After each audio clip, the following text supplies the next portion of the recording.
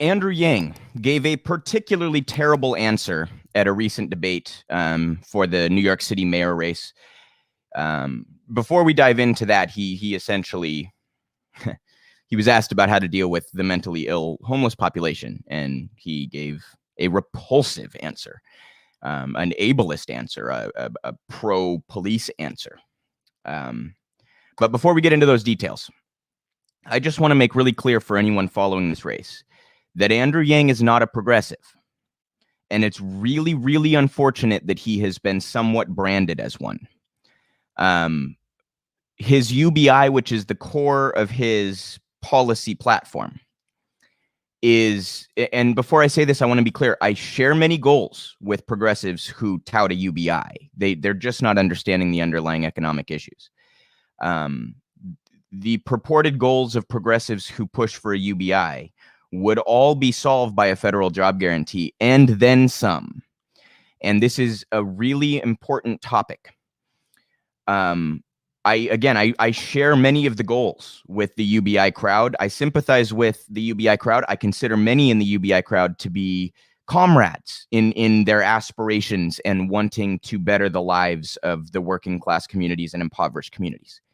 The UBI does not do that. The UBI subsidizes consumption. The UBI ends up in Jeff Bezos's pocket and in the Walton family's pocket and in your landlord's pocket, etc. Now, that may, in a short-term sense, be a life improvement for the bottom of the economy who cannot currently afford to pay their landlord or pay for groceries or pay for X, Y, or Z.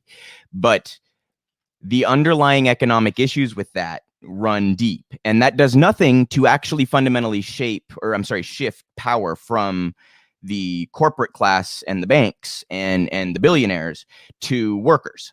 A federal job guarantee fundamentally shifts economic power to the poor and working class communities.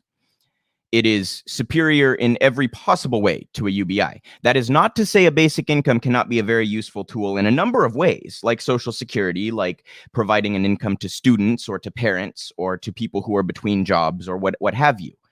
But a truly unconditional universal permanent basic income has many, many concerning aspects to it, to me and to other MMTers. And it is not progressive. It's just not. It's a libertarian's wet dream.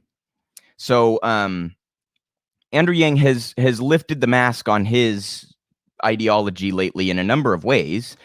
He caught a lot of flack for taking a pro-Israel position as Israel was executing ethnic cleansing and committing war crimes against the Palestinians. And he clearly did so, in my view, out of political expediency. But if I'm wrong, it's even worse, because if I'm wrong, that means he actually supports the ethnic cleansing and the essential genocide that Israel is executing against the Palestinians in Gaza and the West Bank. But I think that was out of political expediency, which is really also disgusting and repulsive to play politics and play theater at the expense of how many 60-some Palestinian kids that were killed in a matter of weeks. And now that bombing has started again. We're going to talk about this very soon. For him to play political theater with that issue is repulsive in and of itself. So whether he's wrong on the issue or whether he's playing politics really doesn't matter. He made a fucking ass out of himself and he got called out for it and he tanked in the polls after that. And now we have another horrendous response to another very prevalent and important issue, especially to New Yorkers. And again, we've seen him lately crashing in the polls. So I want to show you guys this clip. This is in response to a question about how to deal with the mentally ill community. And Yang essentially says, fuck them, they're a nuisance, and let them be brutalized and jailed by police. I mean, he doesn't literally say that, but you guys will see the clip. That's basically his position here. So horrendous response from Yang. We'll come back and discuss how disgusting this is. Yes, mentally ill people have rights, but you know who else have rights? We do. The people and families of the city. We have the right to walk the street and not fear for our safety because a mentally ill person is going to lash out at us. That's egregious.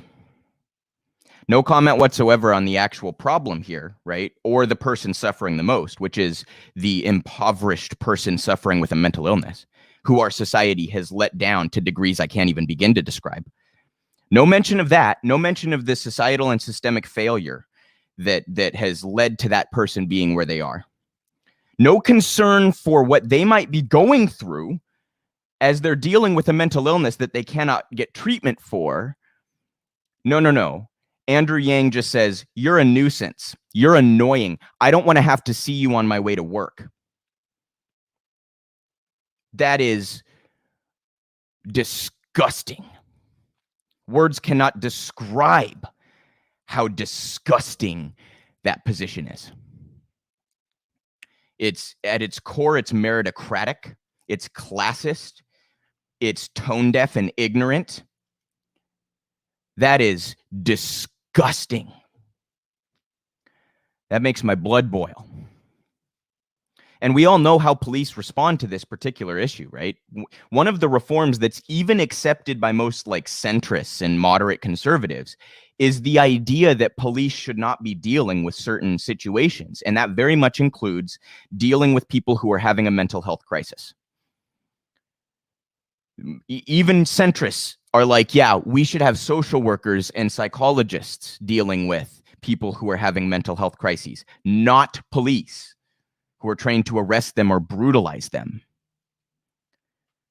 But here's Yang saying, no, not only do I oppose defunding police, I want them to continue to be responsible for situations that they continually fuck up.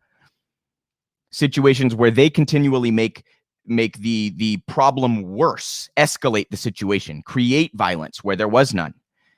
That's Yang's position. Horrendous. We know how to solve these problems, you guys. It's police do not solve crime. What solves crime is robust funding of social programs. Provide people with housing, provide people with education, provide people with food, provide people with healthcare that includes vision and dental and reproductive and mental healthcare, which for whatever reason we cast aside and separate from healthcare as it currently stands. Provide people with that mental health care. Provide them a house. You want to get them off the streets and off the subway so that they're not annoying you on their way to work? Put them in a fucking house, Andrew. But no, he doesn't support that. He's a libertarian. So if you support Andrew Yang, please end that support immediately. If you support a UBI, please look into the multitude of concerns with a truly permanent universal basic income. And if you haven't yet realized who Andrew Yang is, I'm sure he will continue to provide these sound bits for me to bring to you and inform you on who Andrew